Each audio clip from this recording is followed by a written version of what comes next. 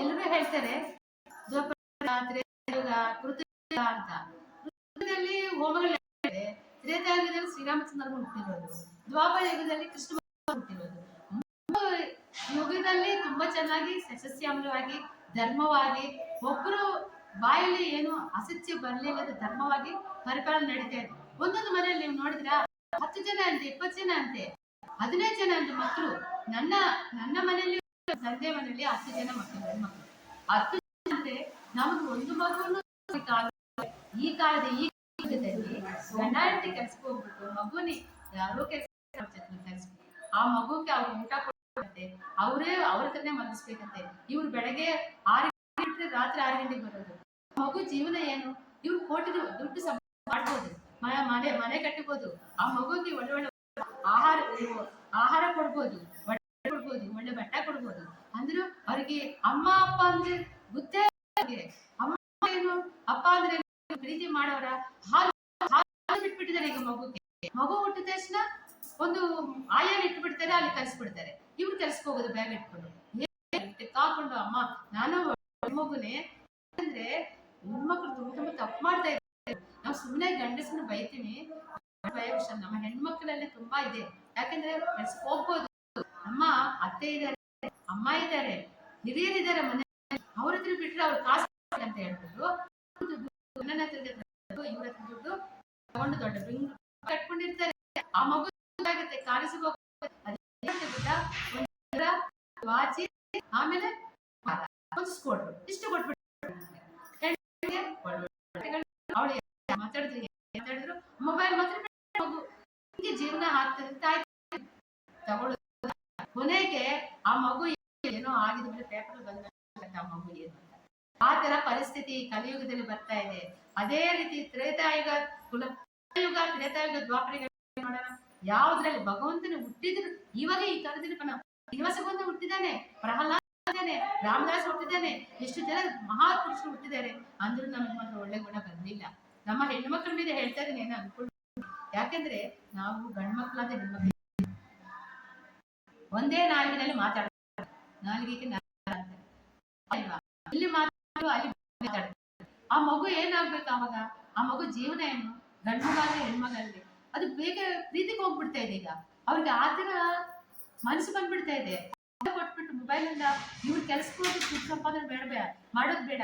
ಗಂಡ ಹೆಂಡತಿ ಮನ್ಸುಗಳು ಏನಂದ್ರೆ ನನ್ ದೊಡ್ಡ ಇದಾಗ್ಬೇಕು, ನನ್ ಮಗ ಹುಟ್ಟಿದ್ದಾನೆ, ಮಗ ಆ ಮಗುಗೆ ಚೆನ್ನಾಗಿ ಓದಿಸ್ತಾರೆ, ಅಲ್ಲಿಗೆ ಕಲಿಸ್ಬಿಡ್ತಾರೆ. ಅಮೆರಿಕ ಹೋದ್ಮೇಲೆ ಇವ್ರು ವೃದ್ಧಾಪ್ಯದಲ್ಲಿ ಬಂದು ಏನ್ ಮಾಡ್ತಾರೆ? ಆ ಮಗುವಿಂದ ಇವ್ರು ಊಟ ಮಾಡಕ್ಕೆ ಋಣ ಇಲ್ಲ, ಆ ಮಗು ಏನು ಋಣ ಇರಲ್ಲ. ಯಾವಾಗೋ 10 ವರ್ಷಕ್ಕೋ 5 ವರ್ಷ ಇರ್ತಾರಂತೆ ಸೊಸೆ, ಇವ್ರು ಮೊಮ್ಮಕ್ಕಳು ಆ ಅಜ್ಜಿ ಮನೆ ಅಂತಾರೆ ಅಷ್ಟೇ, ಜಾಸ್ತಿ ಇರಲ್ಲ. ಎಷ್ಟು ಇದೆ ಅಪ್ಪ ನನಗೆ ಬಂದು ಕೊಟ್ಬಿಡ, ನಾನು ಅದಕ್ಕೆ ಮನೆ ಕಟ್ಬೇಕು ಅಂತಾನೆ ಅವ್ರು ಬರಲ್ಲ. ಅನಾಥ ತಾಯಿ ಮಕ್ಕಳಿದ್ದು. ಮತ್ತೆ ನಮ್ಮ ಕಾಲದಲ್ಲಿ ತ್ರೇತಾಯುಗ ದ್ವಾಪರದಲ್ಲಿ 20 ಜನ ಮಕ್ಕಳು ನಾನ್ ಸ್ಟಾಪ್. ಮೀನ್ಸ್ ಮನೆ ತುಂಬಾ ಅಂತಾರೆ, ಮನೆ ತುಂಬಾ ಮಕ್ಕಳಿರಬೇಕು. ಮನೆ ತುಂಬಾ ಅಕ್ಕಿಗೆ ಮೊದಲೇ ಹೇಳ್ತಾರೆ, ಅಕ್ಕಿ ಮುಟ್ಕೊಂಡಿದ್ಯಾ ಮನೆಯಲ್ಲಿ ಚೆನ್ನಾಗಿ ಊಟ ಇದೆ, ಬೆಕ್ಕು ಹೀಗೆ ಉದಾಹರಣೆ ಕೊಡ್ತಾರೆ. ಬೆಕ್ಕು ಇದ್ರೆ ಧಾನ್ಯ ಇದೆ ಅಂತ, ಬೆಕ್ಕು ಇದ್ರೆ ಹಾಲು ಮೊಸರೆಲ್ಲ ಇದೆ ಅಂತ, ಇದಂದ್ರೆ ಧಾನ್ಯ ಇದೆ ಅಂತ ಹೇಳ್ತಾ ಇದ್ರು. ಯಾಕಂದ್ರೆ ಇವಾಗ ಧಾನ್ಯ ಯಾವ್ದು ಏನೂ ಇಲ್ಲ, ಆರ್ಟಿಫಿಷಿಯಲ್ ಆಗಿದೆ. ಮಕ್ಕಳು ಆಗಿದೆ, ಜೀವನ ತುಂಬಾ ಅನ್ಯಾಯ. ದಯವಿಟ್ಟು ಹಿರಿಯರು ಚಿಕ್ಕ ಮಕ್ಕಳಿಗೆಲ್ಲ ಹೇಳ್ತೀನಿ, ನಿಮ್ಮ ಅತ್ತೆ ಆಗಲಿ ಅಮ್ಮ ಆಗಲಿ ಎಲ್ಲರೂ ವಯಸ್ಸಾಗಿರೋರೆ, ನಾವು ಮನುಷ್ಯ ರೂಪದಲ್ಲಿ ಇರೋರು, ನಾವೇನು ಮೃಗ ರೂಪದಲ್ಲಿ ಇಲ್ಲ, ಮನುಷ್ಯ ರೂಪದಲ್ಲಿ ಇರೋರು. ನೀವು ಅವ್ರಿಗೆ ಆತರ ಇರುವಾಗ ಅವ್ರಿಗೆ ಸಪ್ರೇಟ್ ಒಂದು ರೂಮ್ ಮಾಡಬೇಡಿ, ಒಂದು ಫ್ಯಾನ್ ಹೊಟ್ಟೆ ತುಂಬ ಊಟ ನಿಮ್ಮ ಕಣ್ಣೆದುರುಗಡೆ ಇಟ್ಕೊಂಡಿ, ತೋರಿಸ್ಬೇಡಿ. ಆಸ್ಪತ್ರೆ ನಮಗೋಸ್ಕರ ಎಲ್ಲ ಅದು ದುಡ್ಡು ವ್ಯಾಪಾರ ಮಾಡಕ್ಕಿದ್ದಾರೆ, ಅಲ್ಲಿ ಹೋಗ್ಬೇಡಿ, ಅದನ್ನ ಕಲಿಸ್ಬೇಡಿ. ಅಮ್ಮನ ನಮಗೆ ಮಕ್ಕಳಿಗೆ ತುಂಬಾ ಎಫೆಕ್ಟ್ ಆಗುತ್ತೆ. ಮೊಮ್ಮಕ್ಕಳಿಗೆ ಮಕ್ಕಳು ದೊಡ್ಡ ಮಾಡಕ್ ಆಗಿಲ್ಲ, ಅವ್ರ ಬುದ್ಧಿ ಕೂಡ ಸಿನಿಮಾ ಹಾಕಿ ಬಂದ್ಬಿಡ್ತಾನೆ. ನಾನು ಹೇಳ್ತೇನೆ,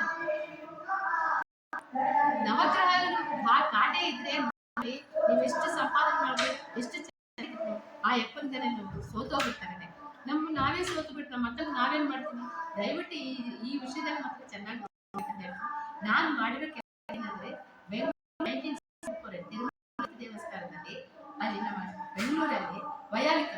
ಅಲ್ಲಿ ಕೃಷ್ಣಮೂರ್ತಿ ಸಾರ್ ಅಂತ ಪ್ರಾಣಿ ಸಾರ್ ಅಂತ ಇರ್ತಾ ಇದ್ರು.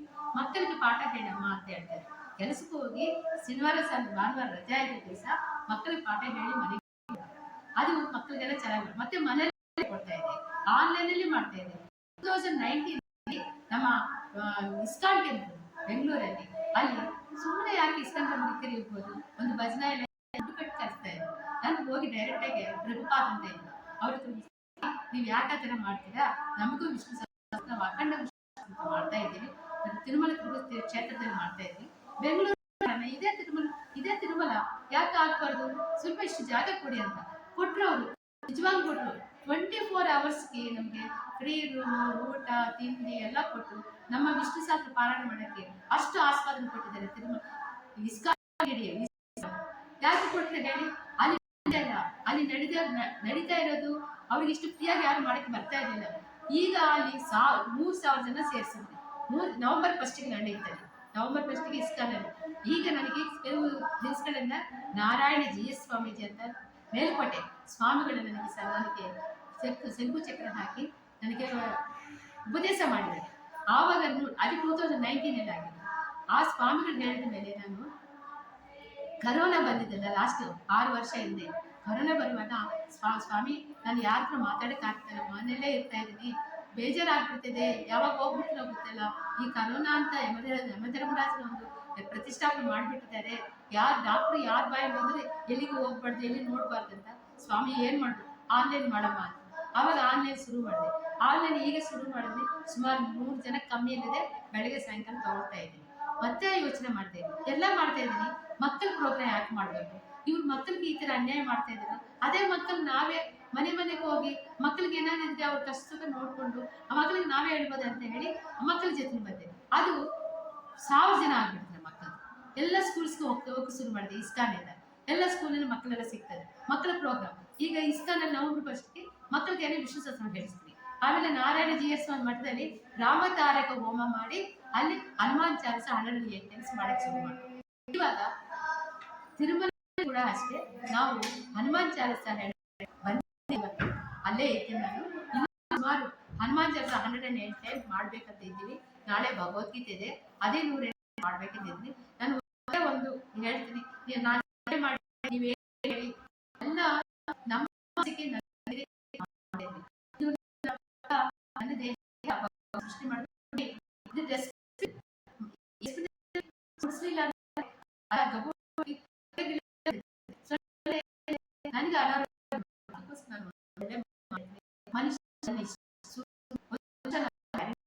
ನೀವು ಒಬ್ಬರು ನಿಮ್ಮ ಮನೆಯಲ್ಲಿ ಒಳ್ಳೆ ಅದೇ ಮನೆಯಲ್ಲಿ ಸಾಕು ಆ ಕೆಲಸ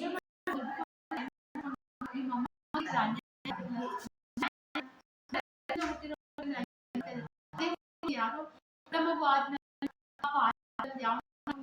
ಏನೋ ಬೇಕಾ ಹಿಂದೂಗಳಲ್ಲಿ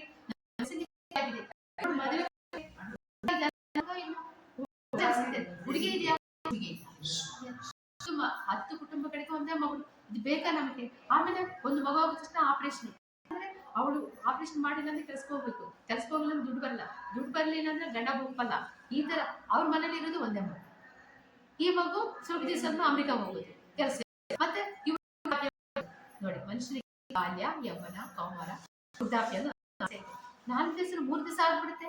ಈ ವೃದ್ಧಾಪ್ಯದಲ್ಲಿ ಏನ್ ಮಾಡ್ತೀರಾ, ನಿಮ್ಮ ಮನೆಗೆ ನಿಮ್ಮ ಅಮ್ಮನಿಗೆ ಕೊಟ್ಟಿಲ್ಲ ಅಂದ್ರೆ ನೀವು ವೃದ್ಧಾಪ್ಯ ನಿಮ್ಮ ಮಗನೇ ದೂರ ಆಗ್ಬಿಟ್ಟಿದ್ದಾರೆ. ನೋಡಿ ದೇವ್ರು ಹೆಂಗ್ ಮಾಡಿದಾನೆ, ನಾವು ಮಾಡಿಲ್ಲ. ನೀವು ಚೆನ್ನಾಗಿ ಓದಿಸಿದ್ದೀರಾ, ಒಳ್ಳೆ ಅಭಿಪ್ರಾಯದಲ್ಲಿದ್ದೀರಾ, ಪಾಸಿಟಿವ್ ನಲ್ಲೇ ಇದ್ದೀರಾ, ಕಷ್ಟಪಟ್ಟಿದ್ದೀರಾ. ಆ ಮಗು ಎಲ್ಲಿದೆ, ಅಮೆರಿಕದಿಂದ ಬಂದು ನಿಮ್ಮ ಆಗುತ್ತಾ, ಆಗಲ್ಲ. ಇದೆಲ್ಲ ನಾವು ತುಂಬಾ ಅನ್ಯಾಯ, ಹಿಂದೂ ತುಂಬಾ ಅನ್ಯಾಯ ಮಾಡ್ತಾ ಇದ್ದೀವಿ.